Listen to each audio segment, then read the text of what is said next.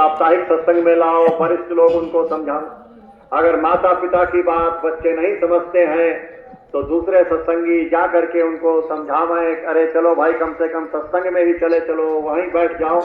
तो इस तरह से जब वो बैठेंगे तो उनको कुछ ना कुछ बात समझ में आएगी, कुछ ना कुछ इच्छा जाग जाएगी, क्योंकि उनके अंदर गुरु महाराज के संस्कार, और गुरु महाराज के संस्कार अंकुर जब समय पर हवा पानी मौसम अनुकूल मिलेगा, जम जाएंगे तो वो भक्ति भी करने लगेंगे, सेवा भी करने लगेंगे, सुमिरन ध्यान भजन भी करने लगेंगे।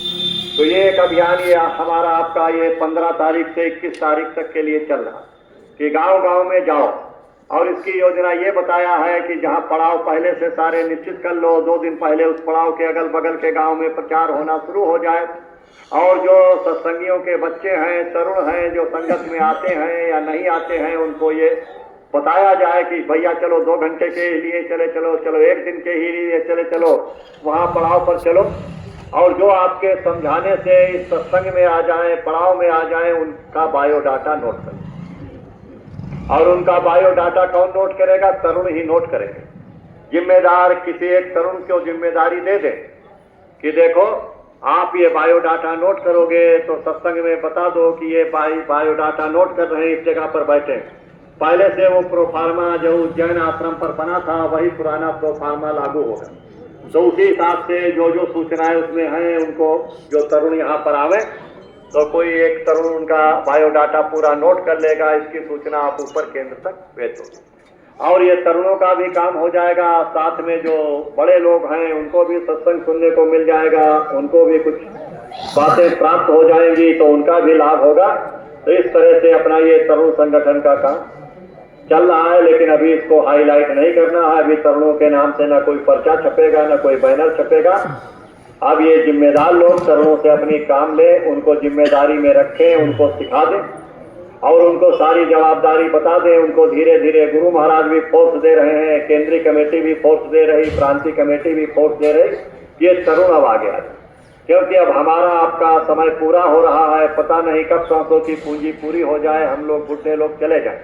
तो अपने भक्ति जो हमने किया है, जो हमने सीखा है, कैसे काम करते हैं, कार्यक्रम में क्या क्या मदद कर सकते हैं, उन सब बातों को तरुणों को सिखाना।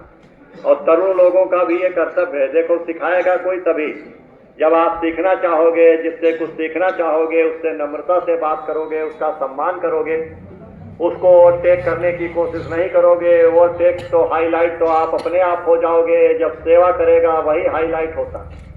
देखो जिले में जो संगतें हैं, जिन संगतों में गुरु महाराज का जो आदेश आया, भक्त हो गुरु की आज्ञा में चलें, अपने मन की न चलावें, अपने मन का संग न करें। मन तो काल का एजेंट है, ये तो गड्ढे में ले जाके गिरा देता। तो अभियान चला, जो लोग नए साल में पहुंचे उनका नाम नोट कराया गया, उनका बायोडाटा पूरा नोट कराया गया और उनसे शपथ पत्र भरवाया गया, एक प्रतिज्ञा पत्र भरवाया गया कि हम 2 घंटा रोज सुमिरन ध्यान भजन करेंगे, आजीवन शाकाहारी रहेंगे, आजीवन नशा मुक्त रहेंगे, आजीवन चरित्रवान रहेंगे, देशभक्त रहेंगे, साप्ताहिक सत्संगों में खुद जाएंगे, अपने परिवार को ले जाएंगे, सब लोगों को ले जाएंगे।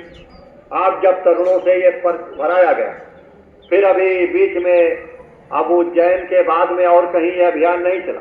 बीच में आदेश था कि चलाओ, लेकिन फिर मालिक ने आदेश दिया कि अभी रुको, पहले सब लोग उज्जैन चले आओ।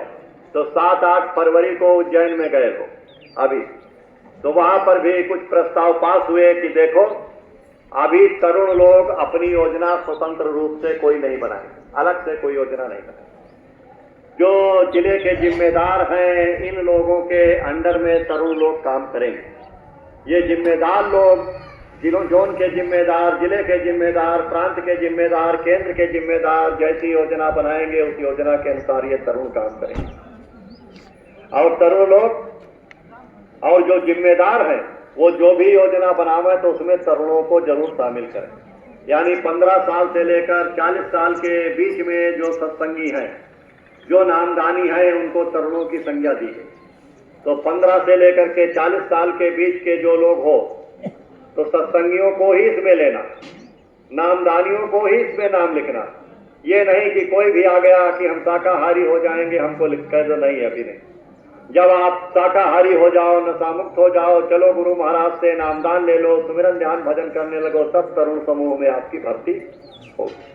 तो अभी भर्ती किसकी करनी है? अभी सत्संगियों के बच्चों की भर्ती करनी। यानी जो लोगों ने नामदान ले रखा है गुरु महाराज से, तो कुछ तरुण तो सेवा में लगे, कुछ तरुण तो 40 से साल के नीचे की बात है तो बहुत से तरुण है ऐसे 15 से 40 साल के बीच जो बराबर सेवा कर रहे हैं, सीख रहे हैं। लेकिन बाबा जी चाहते हैं कि सारे बच्चे आए, जिन्होंने भी नामदान लिया। स्वामी जी महाराज, बाबा जी अपने बताते हैं कि स्वामी जी महाराज ने सत्संगियों के घरों में अपनी जीवात्माओं को उतार दिया है कि ये गुरु महाराज का आगे काम करेंगे। लेकिन अब ये समय का तकाजा ऐसा हो गया, ऐसा बुरा समय आ गया कि हमारे सत्संगियों के बच्चे हमारे घर के जो नामदान ले चुके हैं, जो गुरु महाराज के सत्संगों में आ जा चुके हैं, आते जाते भी हैं, संग दोष में फंस करके उनका खान पान दूषित हो। वो कोई नशा करने लगा, कोई गलत चीजें खाने लगा, कोई व्यभिचार में फंस गया, तो महाराज जी को बड़ी चिंता। कहते गुरु महाराज ने जिस काम के लिए इनको सत्संगियों के घरों में उतारा, सत्संगी लोग कहने लगे चलो हम तो प्रचार करते हैं, हमारा बच्चा कमाएगा, डीएम बनेगा, एसपी बनेगा।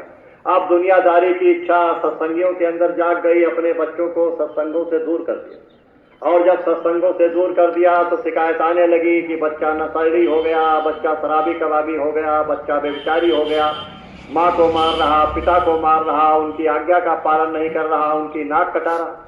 तो बाबा जी को इस बात की चिंता है, तो इसलिए बाबा जी ने कहा जो भी सत्संगियों के बच्चे हैं, जो आ चुके हैं, नामदान ले चुके हैं, तो जो भजन में लगे हैं उनको भी भर्ती करो। और जो भजन थोड़ा मोड़ा कभी करते हैं, कभी नहीं करते हैं, कभी नहीं करते हैं, ऐसे बच्चों को इकट्ठा करो।